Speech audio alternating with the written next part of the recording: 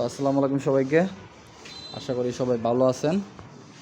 তো আজকে একটা জিনিস নিয়ে আলোচনা করব, সেটা হচ্ছে মোটর স্টার্টার, যেগুলো কোন স্টার্টার ভালো এবং কিভাবে ভালো রাখা যায়। তো এখন কথা হচ্ছে গিয়া, এটা সাধারণত 20 হর্স পাওয়ার মোটর স্টার্টার। এগুলো দিয়ে 30 হর্স পাওয়ার চালানো যায়, কিন্তু আমরা 20 চালাইতেছি। এটা জাহাজের স্টার্টার, এটাও দুনো স্টার্টারই জাহাজে। এটা ছোটো হলো, এটা ভালো, এটাও ভালো। তো এখন কথা হচ্ছে গিয়া, নর্মাল স্টার্টার এবং এগুলা স্টার্টারের মধ্যে পার্থক্যটা কি। আমাদের এইখানে একটা স্টার্টার আছে, এটা সম্ভবত নর্মালি, এটা আব্বা খেয়াল করছিল না, এটা দিয়ে দিছে একজন ইলেকট্রিশিয়ানে। তো এটা বড়, কিন্তু এটা তেমন একটা ভালো না। কিন্তু এটা ছোটো দেখতে ছোটো, কিন্তু এটা মাল আছে ভাই, এটা কার্যকারিতা ভালোই। আর এটার পাতগুলো কি হয়ে যায়, জং ধরে যায়, সহজেই পরিষ্কার করে দেওয়া লাগে। কিন্তু এই স্টার্টারটা অনেক দিন হয়েছে, আর হাত দেওয়া লাগছে না এই দুটোটা স্টার্টার। আর অবশ্যই এই স্টার্টারগুলোর জন্য আপনারা এই ক্যাপাসিটার লাগাবেন।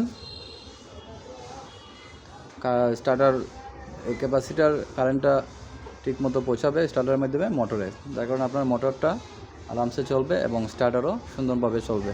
আর অবশ্যই আপনারা কাট আউট লাগাবেন, প্রদীপ কাট আউট, এগুলো খুব লং লাস্টিং।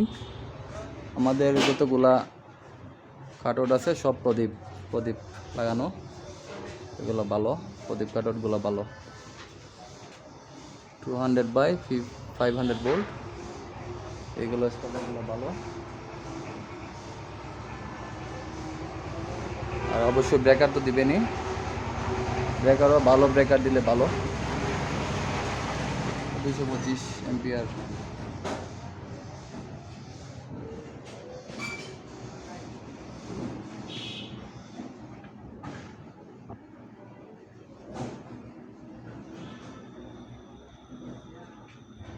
আর আপনারা ভালো রাখার জন্য, সবসময় পরিষ্কার রাখার জন্য একটা ব্লোয়ার মেশিন কিনে ফেলবেন।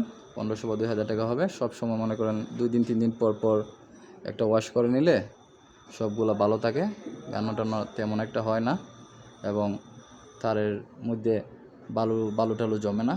এগুলো পরিষ্কার করা হয়েছিল ঈদের আগের দিন, আর করা হয় না। মোটামুটি আলহামদুলিল্লাহ পরিষ্কার আছে। তো আর একটু হালকা পাতলা ময়লা জমা হওয়ার পর আবার পরিষ্কার করা হবে।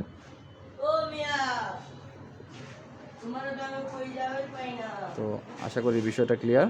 অবশ্যই আপনারা জাহাজের স্টার্টারগুলো ইউজ করবেন।